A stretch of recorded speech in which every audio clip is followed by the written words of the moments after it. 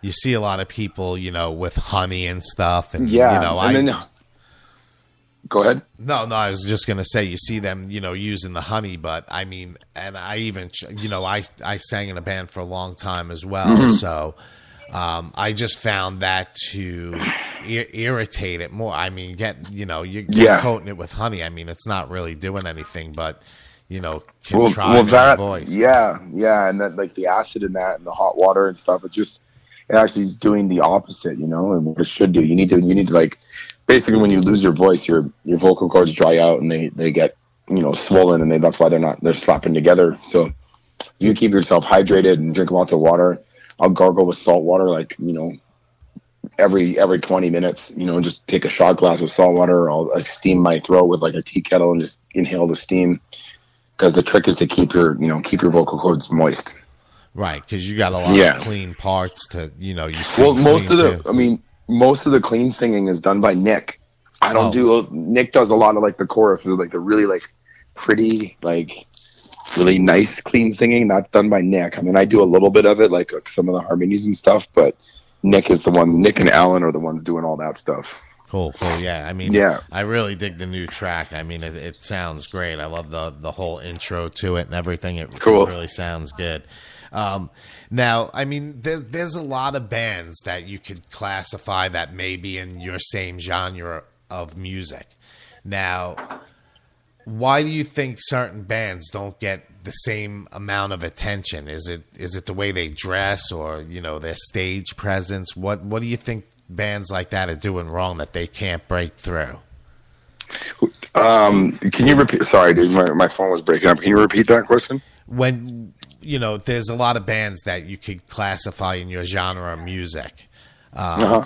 So how do what makes you think that certain bands, get certain attention as opposed to some of the other bands? Like how breaking through, why do certain bands break through a lot easier and get more attention than these other bands? Is their stage presence, the way they dress, or their attitude?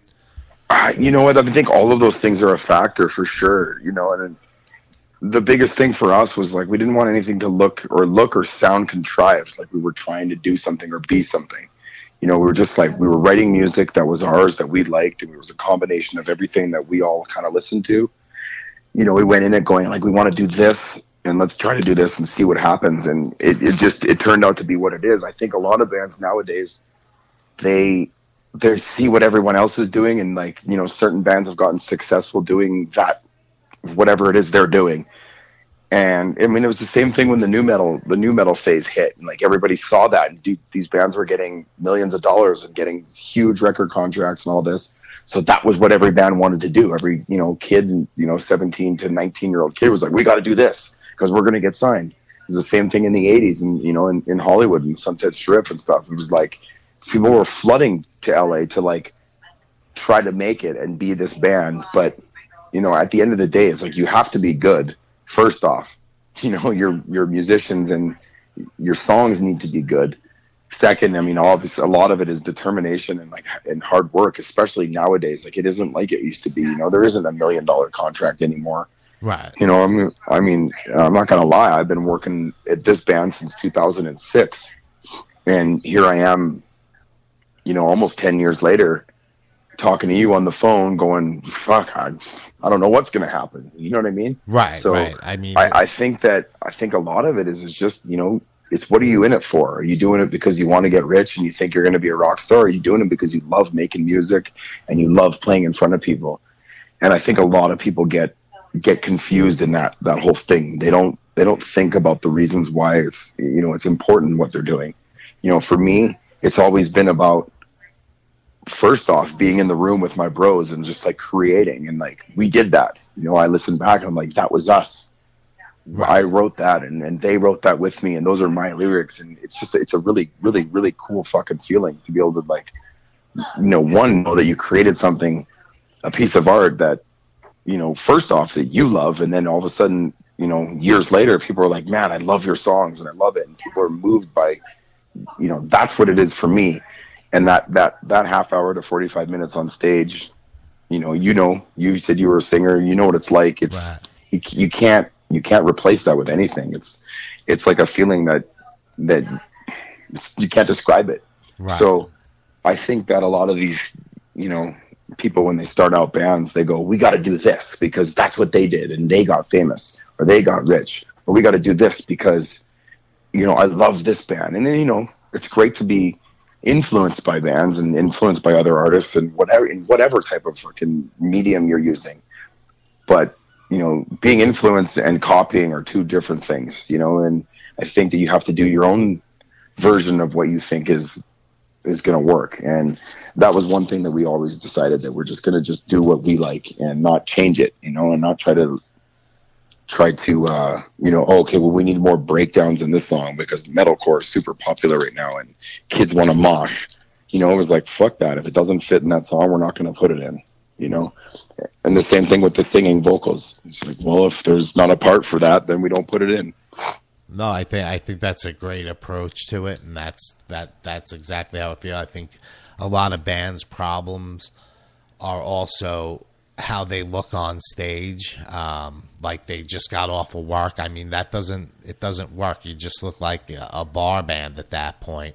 Totally. And if you want to gain even a local fan base, you have to put on a show. I mean, and that's the element that's missing from, you know, back in the day. I was doing this through the 80s and the 90s up until, you know, a few years ago when, you know, I started doing more radio than anything. So, but a lot of it is stage presence and what you sound like on stage. I mean, you just can't, you know, bring a 2-speaker PA and go, I mean, you can, but, you know, is that how you want to present yourself? I mean, I always wanted to, you know, put on a show and how I can, you know, be big and loud and, you know, still sound good and, you know, blow people away. So exactly, man. I mean, if you do it, whatever you do, and do it with conviction, and nobody can say anything bad about you, you know, like, fuck it. If you suck, you suck. But if you're having a good time and you love what you're doing, then who gives a shit, you know? Right. And that's kind of how we've always been. And maybe that's what's, you know, taken us a bit longer to,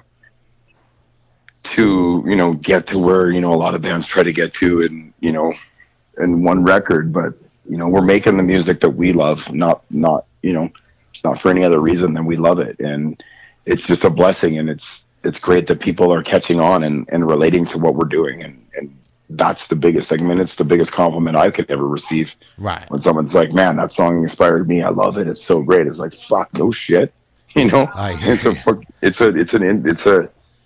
a trip, dude. Like, it really is. Yeah, it's surreal. I mean, you know, that people, you know, take on your music. I mean, that's a great thing. That's always a great, even when you're just a band coming up.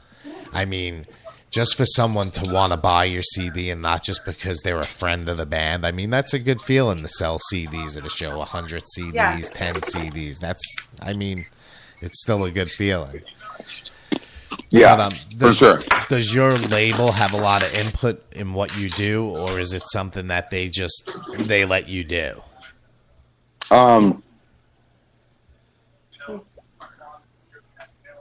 That was one thing, the things about our label that we loved, that they were just like, we're not going to step in, you know, artistically at all. You guys do what you do and make your record and we'll put it out. They weren't trying to control it at all. And that was, you know, we went back and forth with a lot of different labels and talked with a lot of them. And, you know, at the end, Minus Head they were just like, you know, we dig what you guys are doing and we want you to create your music. And for us, you know, and there was more money there too, you know, and unfortunately you need money to fucking do this shit nowadays. You can't make a record without any money. And I've never been one to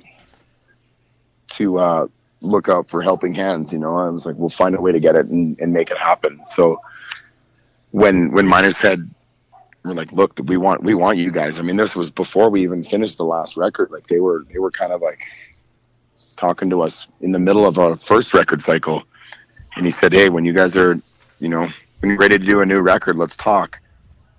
And after, you know, shopping it to a bunch of different labels, and finally I'm like, you know what, let's talk to Minus Head and see what their ideas are.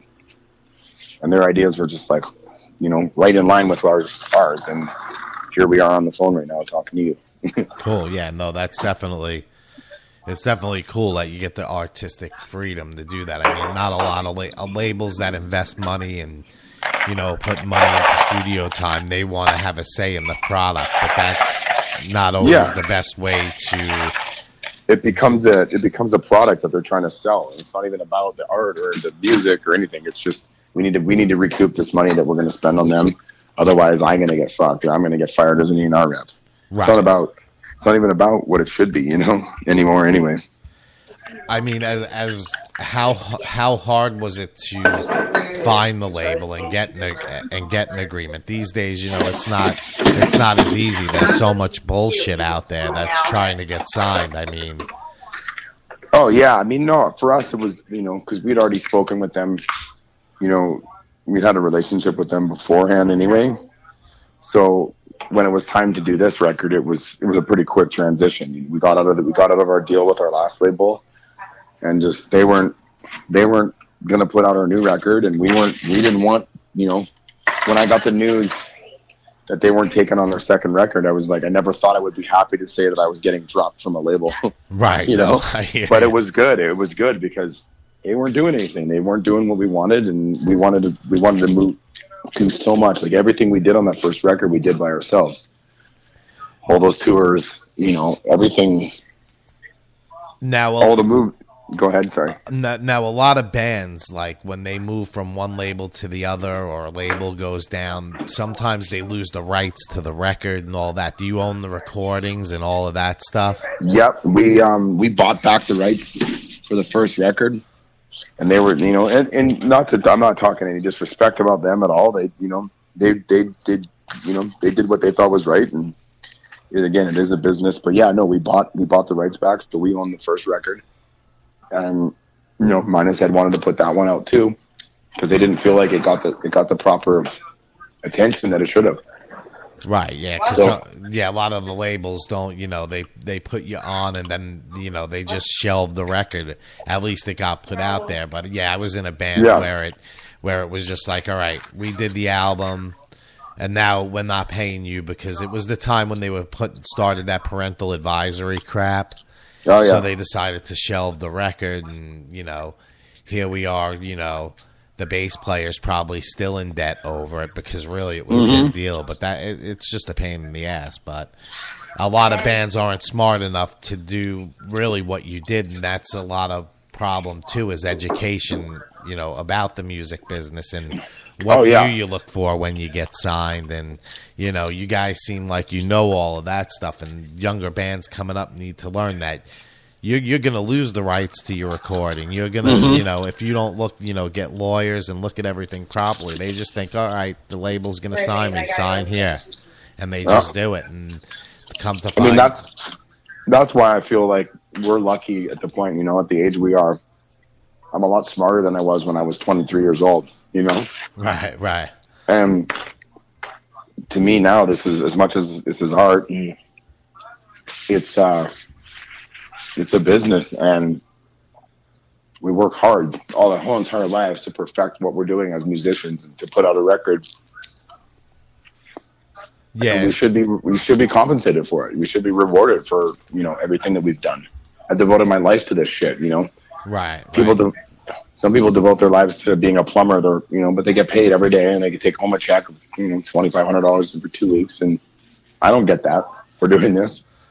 So it takes a special type of person to be able to do what we do. I'm starting to hear a lot of stuff now. Like, I never experienced this being in a band or tour, but clubs are now requiring that bands give a cut of the merchandise that they make, a percentage, and it's like, I don't know. I think that's wrong. Have you experienced that, or? Oh, we deal with it every tour. I mean, every venue is taking a percentage. And of course, in my opinion, I don't want to give any money away. You know, they're not selling our merch. They didn't print it. They didn't come up with the designs. They didn't pay for it to be made. But it's a tough one, you know. I don't want to get myself in trouble for like siding with those people, but they're running the business too. You know, right? They're just doing what everybody else is doing, and they're trying to make $1 to survive. like everyone else is. So I understand why they're doing it.